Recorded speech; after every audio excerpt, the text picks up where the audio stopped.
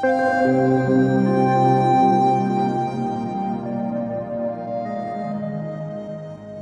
यहाँ? मेरा मतलब है तुम यहाँ क्या कर रही? कैब का वेट करें। कैब?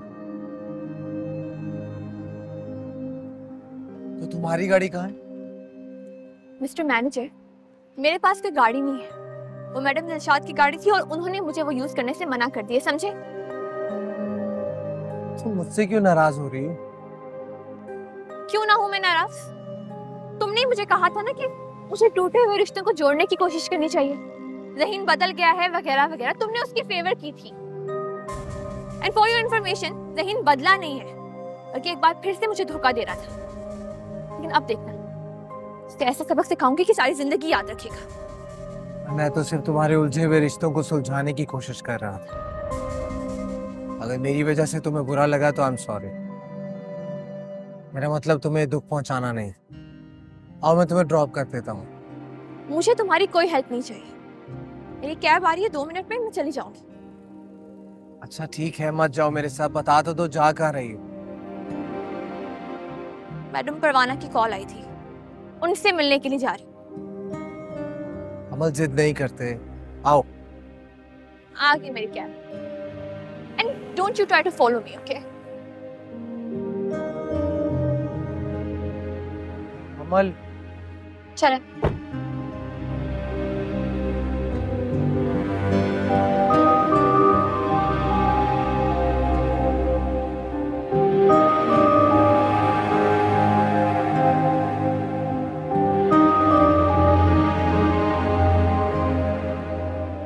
अमन, तुम क्यों परेशान हो रही हो? तुम जो भी कर रही हो बिल्कुल ठीक कर रही हो। अपने हक के लिए लड़ना कोई गलत बात नहीं है। और फिर देखो, तुम दूसरी लड़कियों के लिए मिसाल भी बन रही हो। मामा की कॉल आ रही है। हाँ। हेलो मामा। अमल, तुम कैसी हो? ठीक हो ना? रात मैंने तुम्हारे बारे में बहुत डरावना ख्वाब देखा। सुबह से दिल बहुत परेशान था। मामा मैं बिल्कुल ठीक हूँ, आप प्लीज मेरे लिए परेशान मत होइए। और ये डरावने ख्वाब भी मेरा कुछ नहीं बिगाड़ सकते। अमल, मेरा दिल बहुत डरा रहता है। मैं चाहती हूँ कि अब तुम ये जिद छोड़ो, और दिलशाद हाउस भी। मामा ये अब मुमकिन नहीं है। देखो अमल, दिलशाद और ज़हीन बहुत चालाक लोग हैं। तुम्हारी जान ले सकते हैं, लेकिन तुम्हारी जिद कभी पूरी नहीं होने देंगे। मामा प्लीज, मेरा हक मेहर मेरा हक है। आप इससे जिद क्यों कह रही हैं? वो शादी भले दिखावे की हो, लेकिन मेरा निकाहनामा तो असली था ना, और उस पे लिखा हुआ मेरा हक मेहर भी। हमारे पास तो लीगल डॉक्यूमेंट्स भी हैं। अमल, अपना तमाशा मत बनाओ, मेरी बात मान लो बेटा। मामा तमाशा करने से अच्छा तमाशा बन जाना होता है।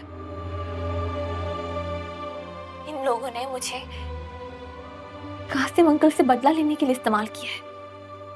ये लोग कासिम अंकल का तो कुछ नहीं बिगाड़ सके, लेकिन मुझसे मेरा सब कुछ छीन लिया। मेरी जिंदगी का एहसास, जज्बात, ख्वाहिशात, ख्वाब, सब कुछ। अब कुछ नहीं है मेरे पास।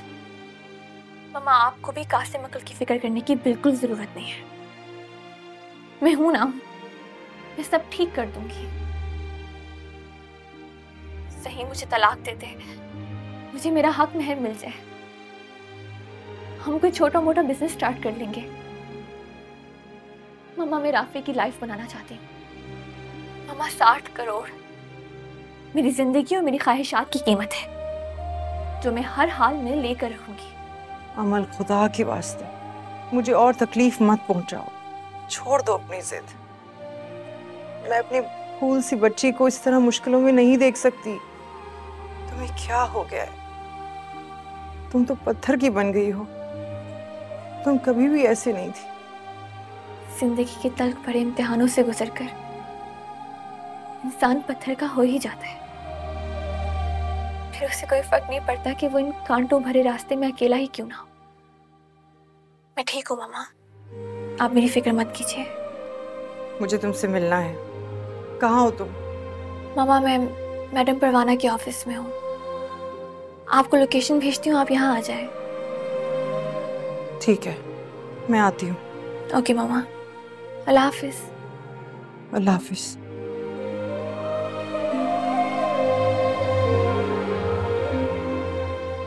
क्या हुआ अमल?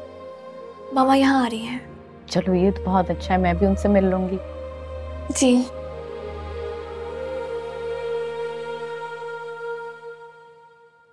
तो पाकिस्तान की मोहब्बत आपको वापस यहाँ खींच लाई। ये बताइए कैसी रही फ्लाइट? हाँ, फ्लाइट बहुत अच्छी रही। बाय द वे, अमेरिका जाकर तो तुम बिल्कुल ही चेंज हो गई, बिल्कुल बदल गई हो।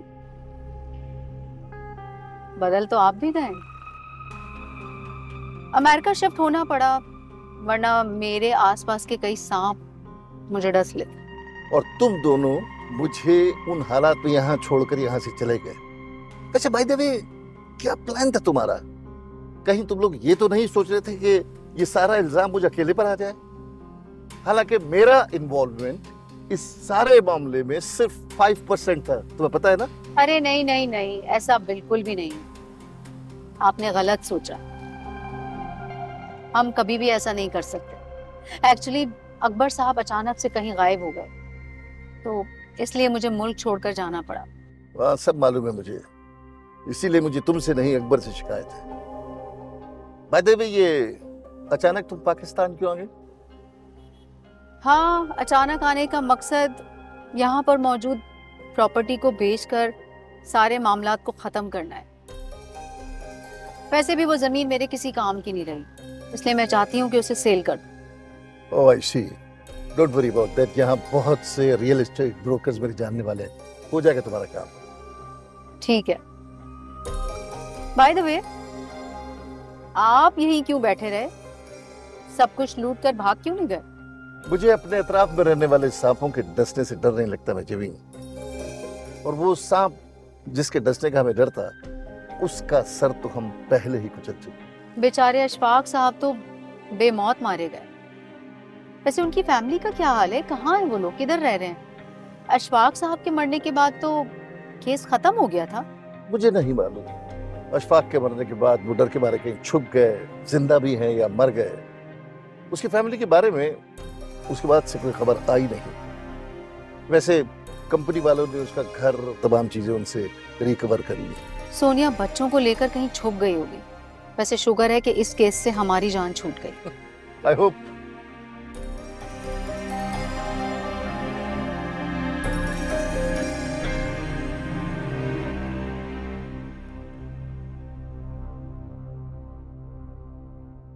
हाँ ने, कैसी हो तुम? मैं कैसी हूँ ये तो छोड़ दो बासिल, तुम क्यों आए हो यहाँ पे? दोबारा मुझे बेइज्जत करने का इरादा है? कैसी बात कर रही हो हानिया? मैं तुम्हारी इज्जत करता हूँ, बेबी हो तुम मेरी।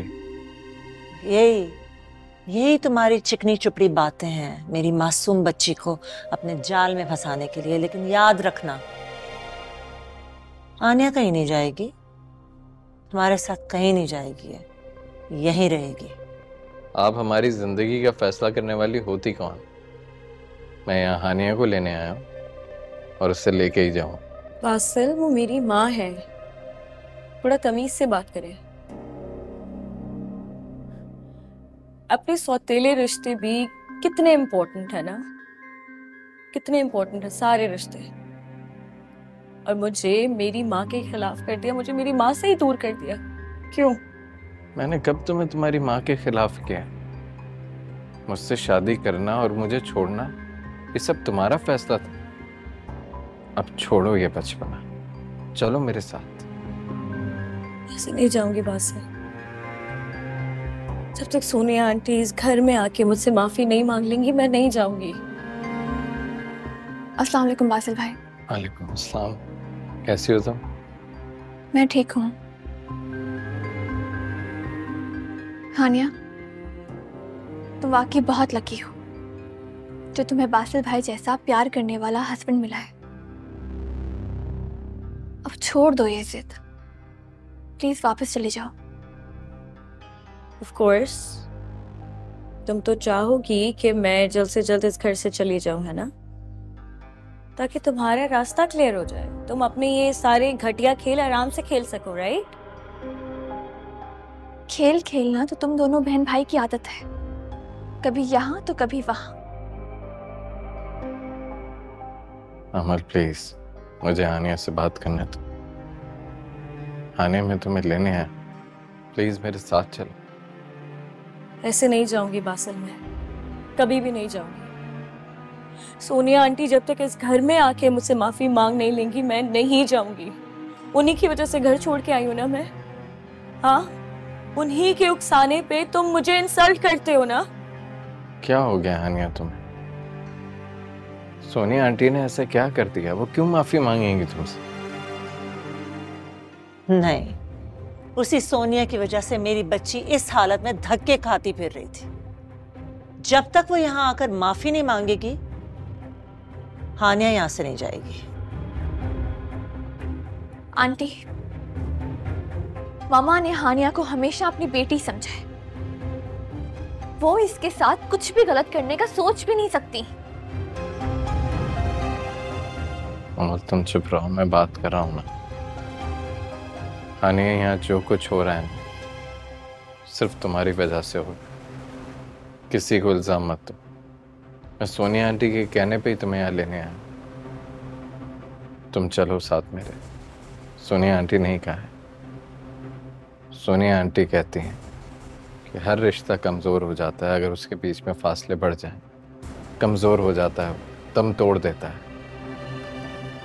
चलो मेरे साथ, इन फासलों को ख़त्म करते हैं, एक नई ज़िंदगी की शुरुआत करते हैं। नहीं जाएगी हानिया यहां से। सोनिया से को यहां आए, माफी मांगे, फिर हम सोचेंगे। तुम पछताओगी हानिया। पछताओगी तो तुम अमर, तुम पछताओगी। तुम अब देखो कैसे तुम दोनों माँ बेटियों की मैं किस तरह छुट्टी कराती हूँ दोनों घरों से। कहीं का नहीं छोड़ूंगी मैं तुम लोगों को, ये याद रखना। बस कर दो हानिया, मेरी नजरों में इतना मत गिरो कि तुम उठ ना सको। तुम्हें नहीं चलना तो मत चलो, लेकिन सोनिया आंटी यहाँ नहीं आएंगी तुमसे माफी मांगने।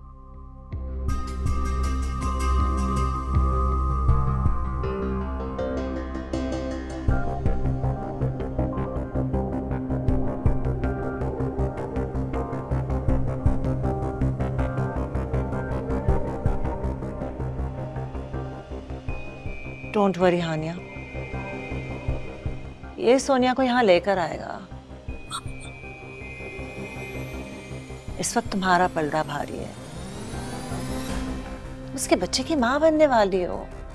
कासिमबाद का वारिस तुम्हारे पास है। लेकिन रिमेंबर, इसकी बातों में नहीं आना, अपनी स्टैंड पे डटी रहना। तो सब ठीक हो जाएगा।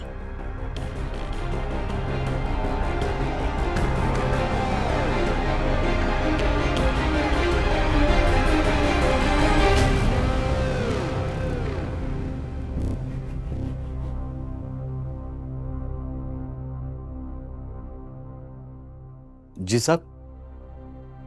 बहुत देर हो गई है, सोनिया अभी तक नहीं आई।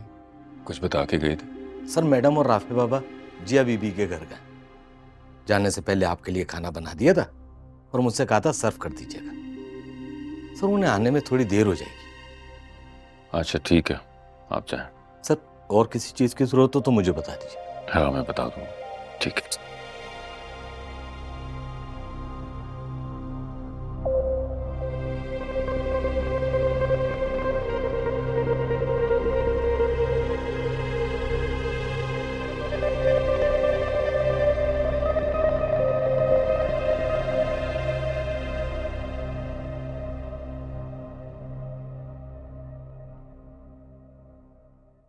ओ मिस्टर मैनेजर, तुमने दिलशाद आंटी के यहाँ ओवर टाइम करना शुरू कर दिया है, जो रात में भी आ जाते हो। तुम नाराज हो मुझसे?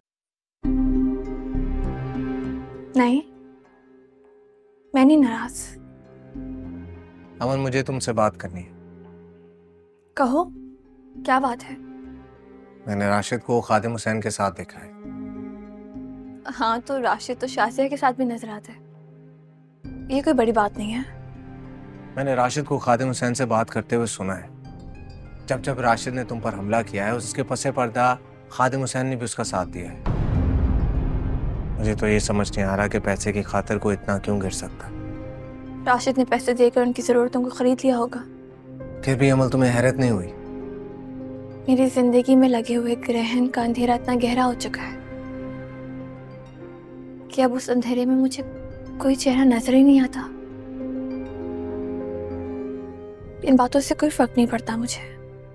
अंधेरा जितना ही गहरा क्यों ना हो, बादल कितने काले क्यों ना हो, झट जाते हैं। सूरज अपनी जगह बनाकर ही रहता है। खैर, मुझे ये डॉक्यूमेंट्स मैडम दिलशाद को देने हैं। ओके मिस्टर मैनेजर, जाइए। तुम फिर शुरू हो गई। Okay, I am sorry, I was just kidding. तुम जाओ। ऐसे मुस्कुराती रहा कर, प्यारी लगती हो।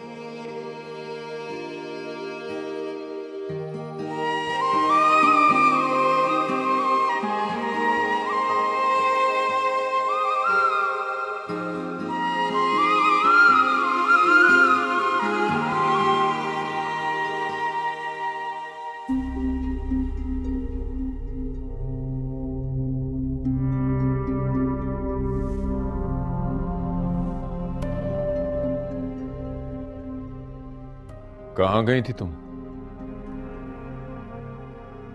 राफे, बेटा आप अंदर जाओ, मैं भी आती हूँ।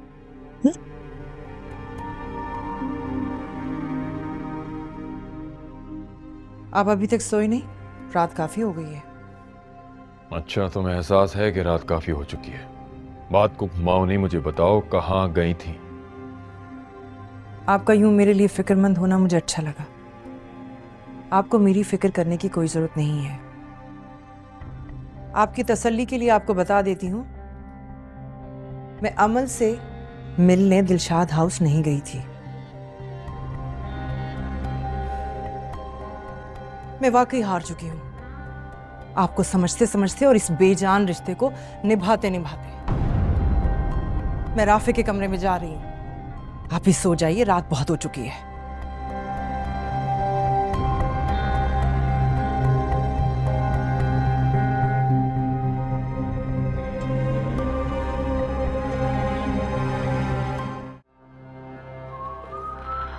What the heck? महा, ये सब क्या है? मैंने तुम्हें मना किया था कि पार्टी में ये सब मत करना, और तुमने ज़हीन का ख्याल रखना था, तुम खुद शामिल हो गई। तुम्हें मेरी बात समझ में नहीं आई? राइट, मुझे आपकी बात समझ नहीं आई। Sorry aunty. आंटी वो मेरी मॉम है। Enough is enough. अमल, इधर आओ। तुम मिस ज़हीन को इसके कमरे में लेके जाओ, जाओ। सॉरी आंटी, ये मेरा काम नहीं है। आप किसी सर्वेंट से कह दें कि वो इन दोनों को इनके रूम में फेंकवा दे। किस तरह से बात कर रही हो तुम मुझसे? अपना लहजा दुरुस्त करो। आप मेरे लहजे को कसूरवार मत ठहराइए, क्योंकि आप लोगों को यही लहजा समझ आता है। तुम दोनों पार्टी में भी इसी तरह की हरकतें करते रहे हो ना? सब लोगों ने देखा होगा। Now listen to me you two। अगर मुझे बिजनेस में लॉस हुआ ना तुम दोनों की वजह से, तुम्हारी रेपुटेशन की वजह से, तो मैं छोड़ूंगी नहीं तुम दोनों को। हे मॉम, रिलैक्स, कुछ नहीं होगा, गुस्सा मत करें प्लीज। ओ बस करो तुम दोनों। ज़हीन, तुम दिलशाद अकबर के बेटे हो, सारी दुनिया की नजर होती है तुम पे। तुम्हारी छोटी सी गलती भी ना मेरे लिए इतनी बड़ी प्रॉब्लम क्रिएट कर सकती है कि तुम सोच भी नहीं सकते। तुम्हें ख्याल ही नहीं है अपनी माँ का। सोचूंगा। चलो ठीक है भाई, शौहर की कदर ही नहीं है।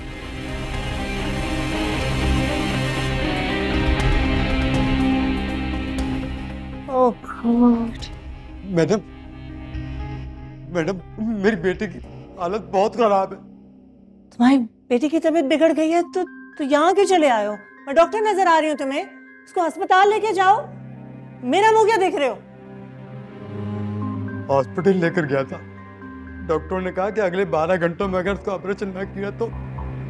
हाँ, तो ये कहो ना कि पैसों की जरूरत है तुम्हें। जी मैडम, मदद कर दे मैडम, मैं जिंदगी भर आपका एहसानमंद रहूंगा, मेरे बच्चे भी आपके गुलाम रहेंगे।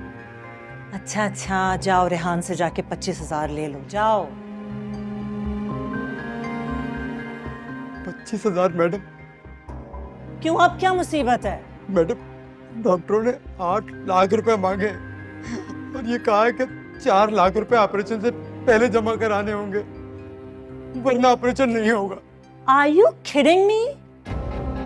8 लाख? तुमने मुझे कोई नोट छापने की मशीन समझ रखा है या फिर कोई खैराती इदारा नजर आ रही हूं मैं तुम्हें कि मुंह उठा के मुझसे 8 लाख रुपए मांग रहे हो? जाओ अपनी बेटी को किसी खैराती अस्पताल में डालकर आओ, जाओ यहां से। खैराती अस्पताल वालों ने तो जवाब दे दिया है, आप मुझे उधार समझ के ही दे दें, मैं लौटा दूंगा, वरना मेरी बेटी मर जाएगी। तो मैं क्या करूं? मैंने तुम्हारी बेटी की जिंदगी का ठेका ले रखा है क्या? और मैं तो तुम्हें 1 रुपया नहीं देने वाली। जिसे देखो मुंह उठा के भीख मांगने चला आता है। Get out from here now.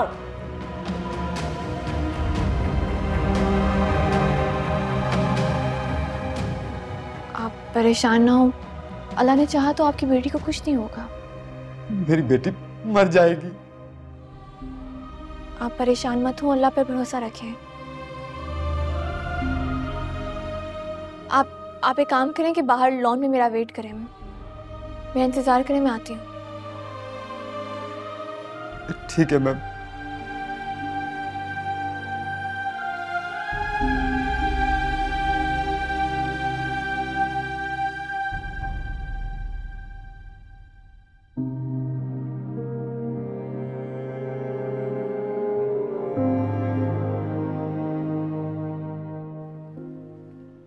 ये लीजिए।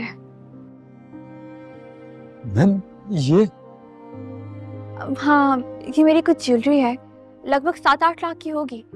आप इसे बेचकर अपनी बेटी का ऑपरेशन करा लीजिए। लेकिन मैम ये मैं कैसे ले सकता हूँ? देखिए, आपके पास टाइम नहीं है। आपने खुद कहा था ना कि अगले 12 घंटों के अंदर आपकी बेटी का ऑपरेशन होना जरूरी है, तो आप ये रख लीजिए। वैसे भी ये मेरे किसी काम की नहीं है।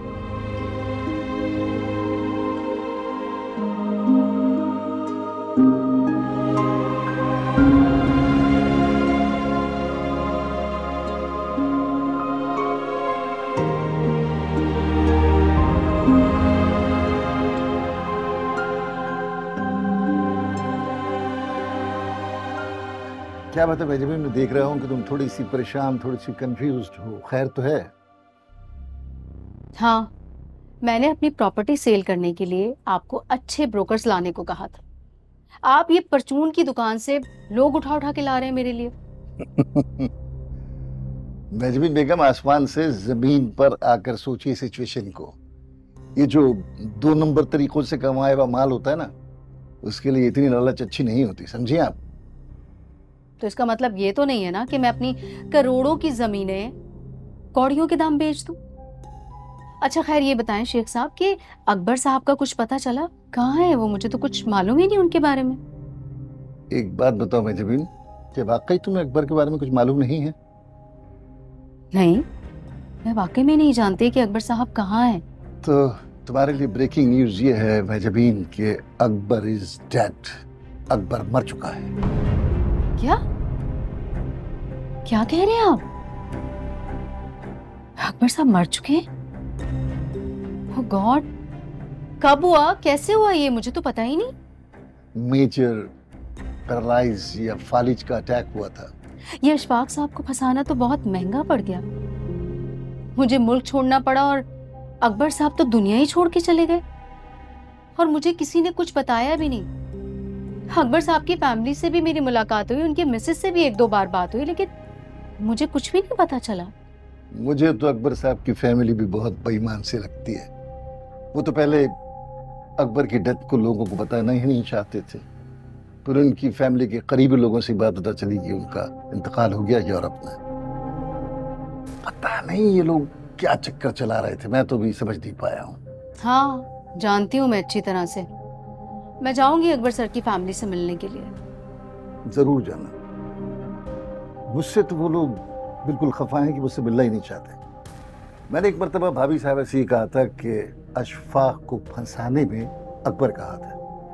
उससे नाराज होंगे, बस ताल्लुकात ही तोड़ ली। तुम जरूर मिलना उनसे। हाँ, ये बात तो बिल्कुल सच है कि ये सारा का सारा प्लान अकबर सर का ही था। हम तो उनके साथ ही थे। लेकिन मुझे तो तुम लोगों ने कभी अपना साथी नहीं समझा बाजी भाई। ऐसी बात बिल्कुल भी नहीं है शेख साहब, हमने ऐसा कभी भी नहीं सोचा। एक्चुअली मैं बहुत ज्यादा बिजी थी, इसलिए मैं किसी से भी कोई कांटेक्ट नहीं रख पाई। अंदाजा है मुझे, समझता हूँ सारी बात। बस शेख साहब, आप जल्दी से मेरी सारी जमीनें बिकवा दें ताकि मैं अमेरिका वापस चली जाऊं। बिक जाएंगी, जरूर बिक जाएंगी बाजी भाई, इतनी परेशान ना हो। I promise that.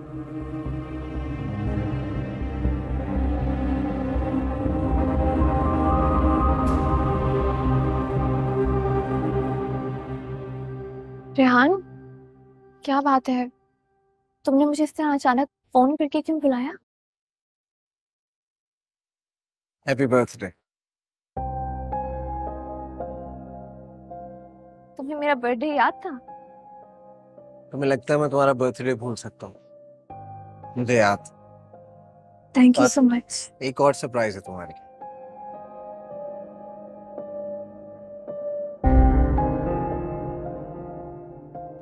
तुम्हारे लिए। Thank you.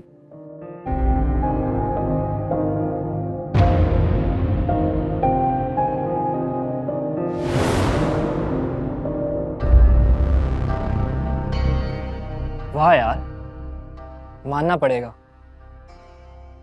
क्या लव स्टोरी है। अगर यही स्टोरी मैं दिलशाद आंटी और ज़हीन को बता दूं तो कैसा रहेगा अमल? वाह मिसेस अमल ज़हीन, तो इसलिए तुमने अपने मासूम हस्बैंड पे इल्जाम लगाया था। अपनी बकवास बंद करो। तुम इतना नीचे गिर जाओगे मैं सोच भी नहीं सकता था। अफसोस होता है मुझे, अफसोस होता है कि हम कभी दोस्त थे। हम दोनों यहाँ दोस्ती के नाते बैठे हैं और कुछ नहीं है। Oh really? तो ये हैप्पी बर्थडे अमल का केक, ये फूल और ये गुब्बारे वगैरह, बर्थडे हैप्पी बर्थडे, ये सब सिर्फ एक दोस्त की हैसियत से रेहान? कम ऑन यार, सच बताओ ना रोमियो, अमल से मोहब्बत करते हो ना? अपनी बकवास बंद करो शाजिम। मतलब करते हो? चलो अमल। कम ऑन यार, अब मोहब्बत करते हो तो इजहार तो कर दो। And look at this picture Rehan, कितने प्यारे लग रहे हो दोनों एक साथ और कितनी मोहब्बत से फूल दे रहे हो तुम इसे। अगर यही पिक्चर मैं दिलशाद आंटी और ज़हीन को दिखा दूं तो क्या असर होगा तुम्हारा?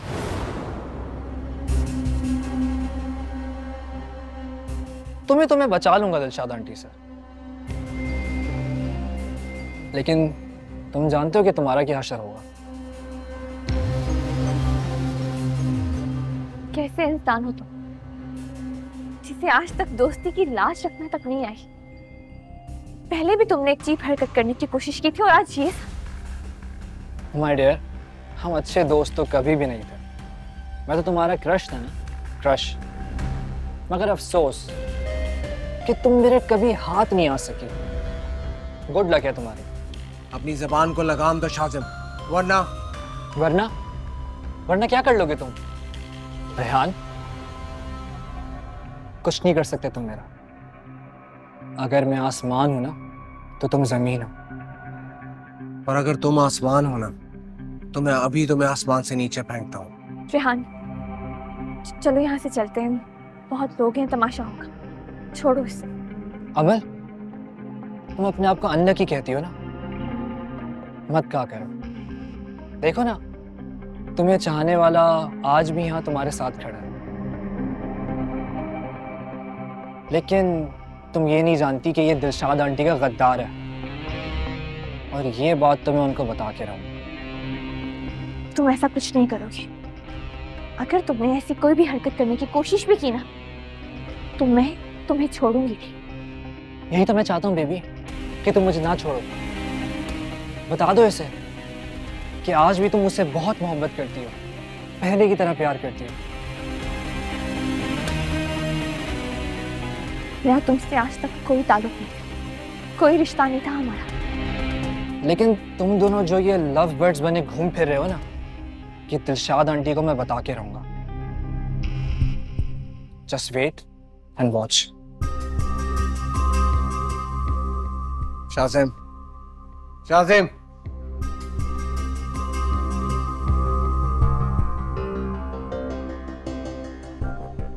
कहीं जाकर सबको वो पिक्चर ना दिखा दे।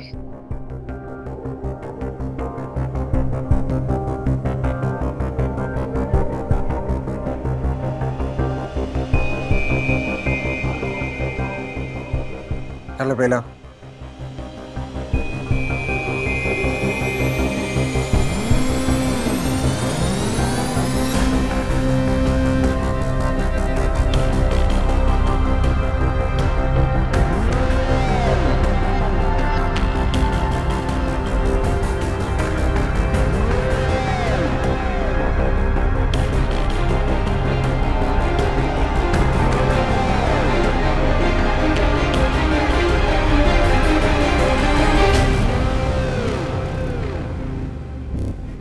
अदीम साहब, मैं आपको बता रहा हूँ, ये डील हमें ही मिलनी चाहिए। हाँ, मॉम साथ ही।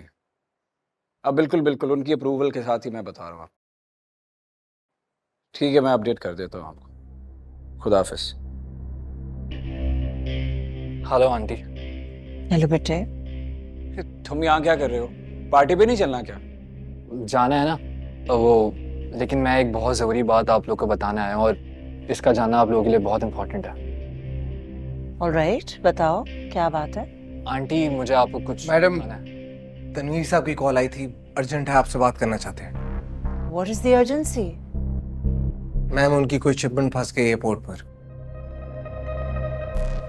मुझे तो लगता है कि आपकी शिपमेंट फंस गई है जनाब। मैडम, मैं बात कर लेता हूँ उनसे। कॉल करूँ उन्हें? मैं बात कर लेती हूँ थोड़ी देर में। हाँ शाज़िम, क्या कह रहे थे तुम? तो आंटी, मैं ये दिखाना चाह रहा था। Excuse me.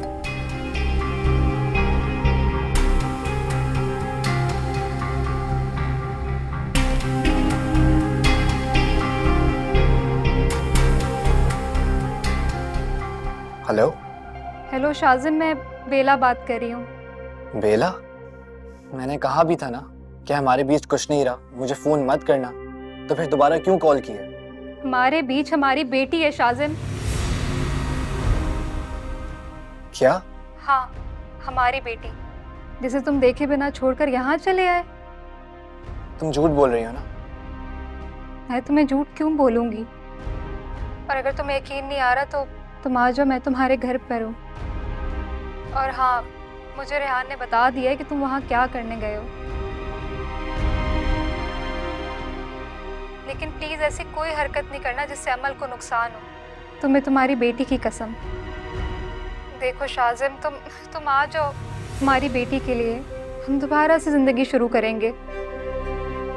ठीक है, मैं आता हूँ। ठीक है। सब खैरियत है? क्या दिखाना चाह रहे थे तुम? जी आंटी, ऑल ओके। अरे कुछ नहीं आंटी, वो बस न्यू बिजनेस स्टार्ट किया ना हमने, तो उसी की कुछ डिस्कशंस करनी थी। कोई नहीं, फिर कभी बाद में कर लूँगा मैं आंटी। ऑलराइट। अब मैं चलता हूँ। चलो, हम भी पहुंच रहे हैं फिर। चलो, वहाँ लेट हो रहे हैं हम। ओके मॉम, खुदा हाफिज। मैं करती हूँ, तनवीर साहब को फोन करती हूँ। ठीक है।